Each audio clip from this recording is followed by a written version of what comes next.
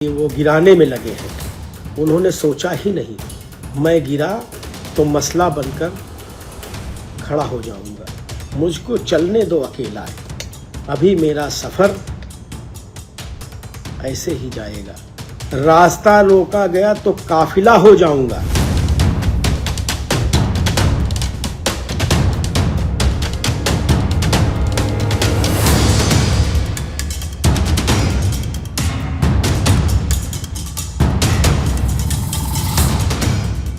भेड़ मत बनो, शेर की तरह दहाड़ो।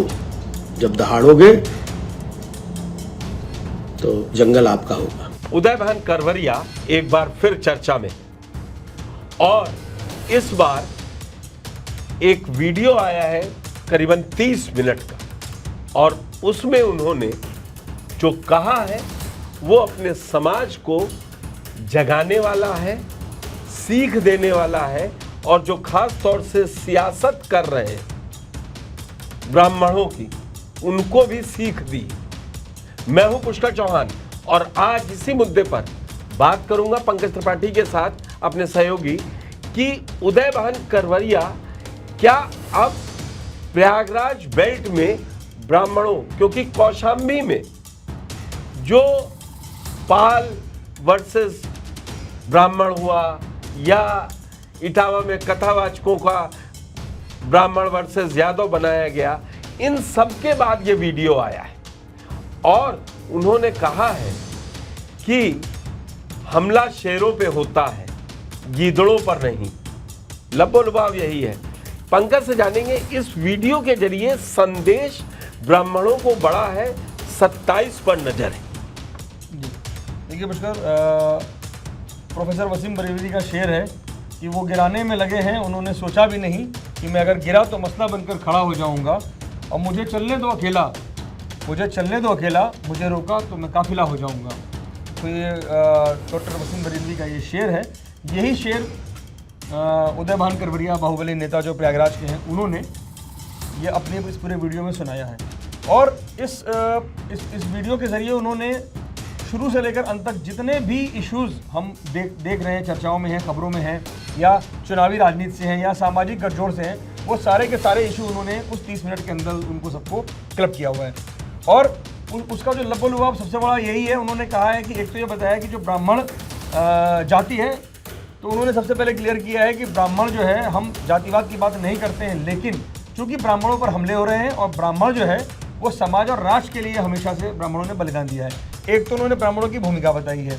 दूसरा उन्होंने कहा है कि ब्राह्मणों के जो संगठन है, उनको लेकर उन्होंने नाराजगी भी जताई है कि ब्राह्मणों के जितने भी संगठन हैं, और उनका लाखों संगठन बन गए इस देश में, उन्होंने कहा उनकी बजाय कोई एक संगठन होना चाहिए, ताकि उस एक संगठन, कहीं एक अम्ब्रेला के नीचे, एक बैनर के नीचे सारे लोग, सारे ब्राह्मण एकजुट हो सके। क्योंकि उनका कहना है, उनका मतलब मानना ऐसा है कि जितने ज़्यादा संगठन हैं, उतनी ही ज़्यादा अलग अलग संख्या में लोग बटे रहेंगे समाज के नाम पर भी। तो उनका कहना है कि सब लोग कोई एक संगठन बने, और सभी लोग उसमें, सब लोग ये उम्मीद ना करें कि हम सब वरिष्ठ बनेंगे उसमें।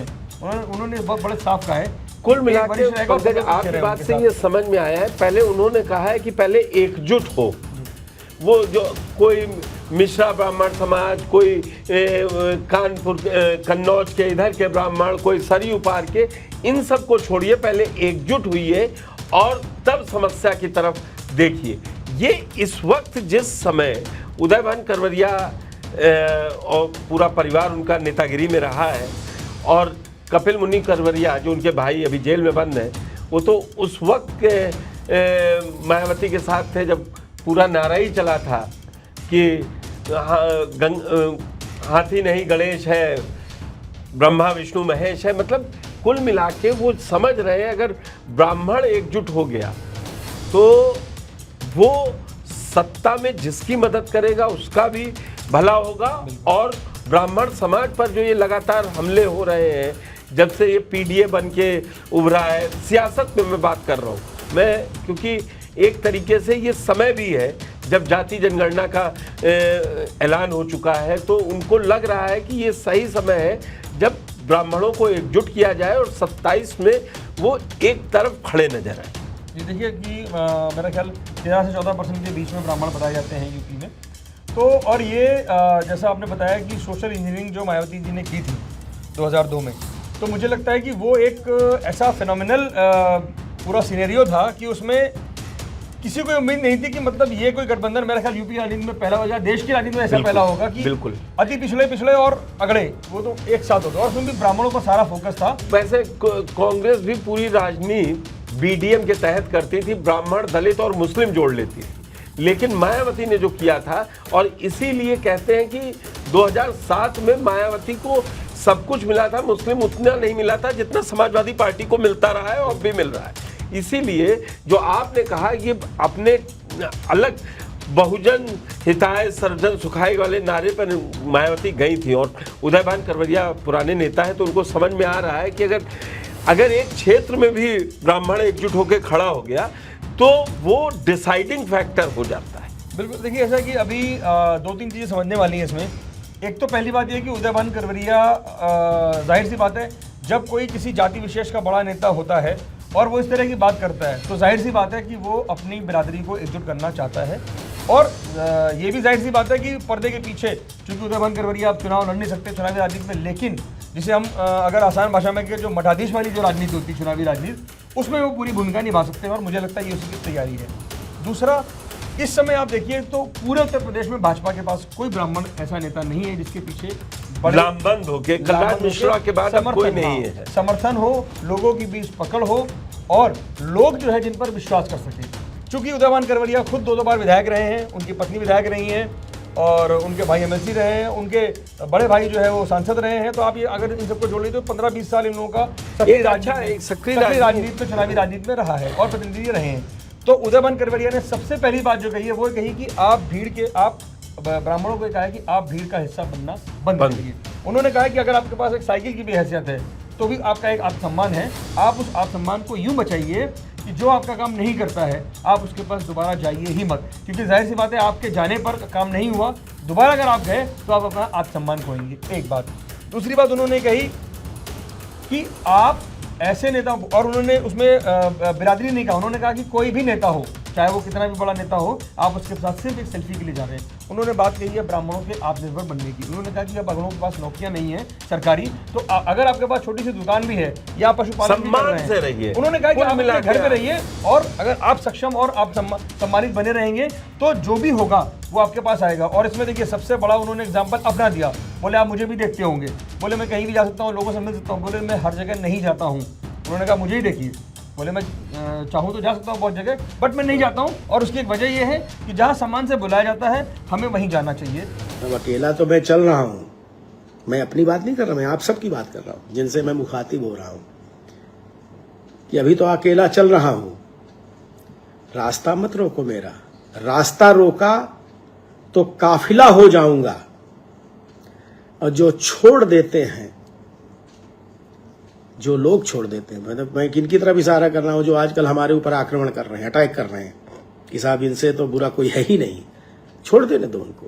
लेकिन उनको ये समझना चाहिए कि जो छोड़ देते हैं, खता इसमें उनकी क्या है, उनका क्या दोष है? जो छोड़ देते हैं, खता उसमें उनकी क्या है ना? कोई उनकी खता नहीं है। और हर व्यक्ति का ये है कि वो कहाँ तक आपके साथ चलेगा। तो जो छोड़ देते हैं, खता इसमें उनकी क्या है, हर शख्स साथ मेरा निभा भी नहीं पाएगा, क्योंकि हमारी जो स्थितियां हैं, हमारी जो परिस्थितियां हैं, हम अकेले चलने में, हमें चलने दो, हमारा जो काम है हमको करने दो। हम संसार को ज्ञान दे रहे हैं, हम संस्कार को एक कुटुंब की तरह मान रहे हैं, उसको मानने दो। तो हम अकेले कर रहे हैं, करने दो।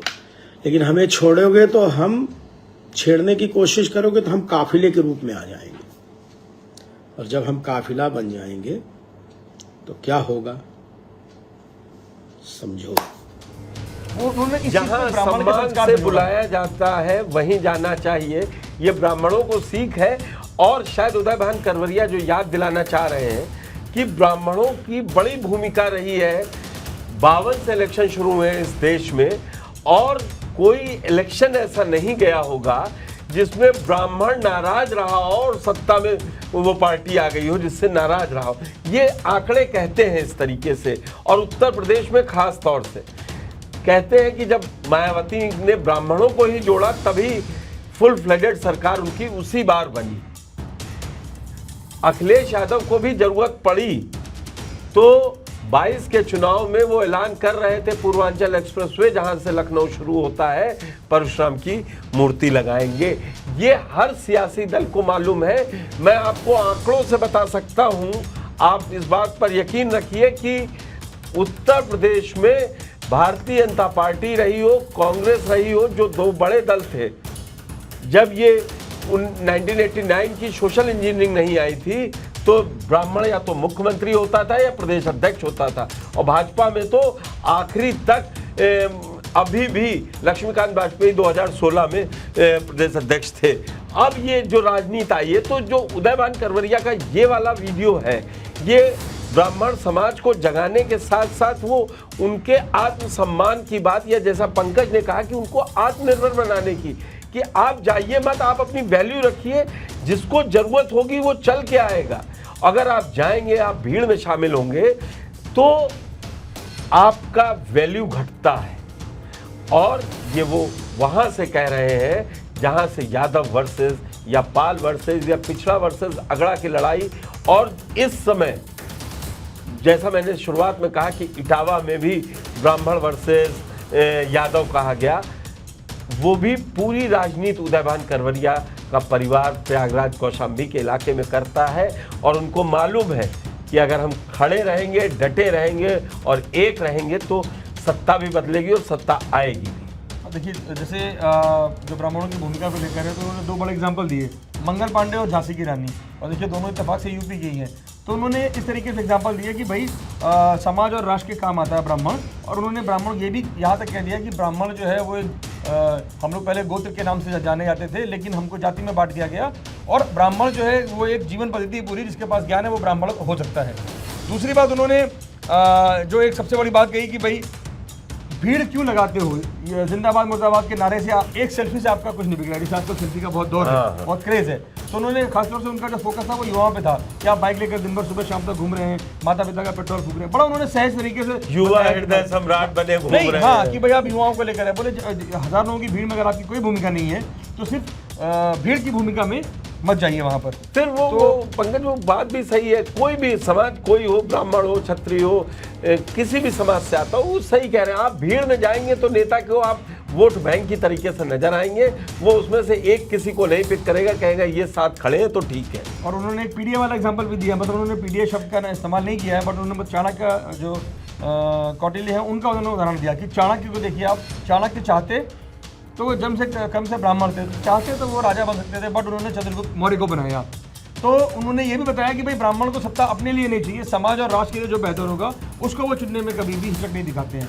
तो मुझे लगता है कि उदयभान करवरिया एक अब पर्दे के पीछे, जैसे हम लोग बात कर रहे थे पहले कि भाई वो अब चूंकि खुद सक्रिय राजनीति में नहीं रह सकते हैं, लेकिन पर्दे के पीछे से वो पूरी उस तरह की भूमिका निभा सकते हैं जिस तरह की भूमिका ब्राह्मणों को एकजुट करने में भाजपा। देखिए, अब ये कोशिश है उदयभान करवरिया की, और वो अगड़े और पिछड़े की राजनीति का, वो खुद राजनीति में नहीं आ सकते हैं, उसके कारण है, लेकिन जैसा पंकज ने कहा कि वो सक्रिय हैं, और शायद वो अगड़े पिछड़े की राजनीति में ही वो सीट फंसी 2022 में, जो उनकी पत्नी महज 3200 वोटों से हारी, इसीलिए वो कर रहे हैं कि एकजुट हो ब्राह्मण। तो कहीं कभी कानपुर में विकास दुबे के नाम पर लोग भड़काए जाते हैं, जो गलत है वो उनका साथ नहीं दे रहे हैं, ये भी उन्होंने क्लियर किया अपने वीडियो में, लेकिन उन्होंने कहा अपना आत्मसम्मान बचाए रखेंगे तो राजनीतिक और सियासी सम्मान मिलता रहेगा। उन्होंने एक बात और कही कि शेर, उन्होंने साफ साफ कहा कि 2-3 बार बीच में, फिर खत्म भी अपनी बात उन्होंने कही कि भाई आपको तय करना है कि आपको शेर बनना है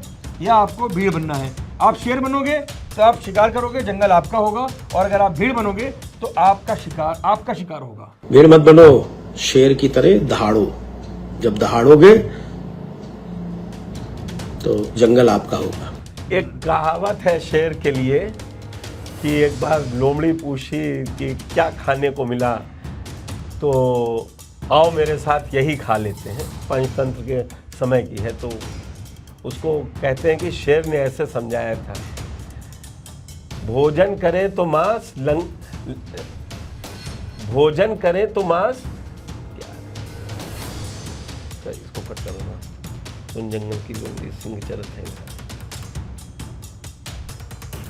लंघन करे तो 100 करे, भोजन करे तो मांस। सुन जंगल की लोमड़ी क्या सिंह चरत है घास। तो शेर हमेशा अकेले चलता है। ये सिंह यहाँ पर किसी जाति के लिए नहीं है, ये एक जज्बे के लिए, और यह सिंह जो शेर के लिए कहा है या उदयभान करवरिया ने यहाँ पे समझाया है उसके लिए। फिलहाल इस वीडियो में इतना ही। धन्यवाद।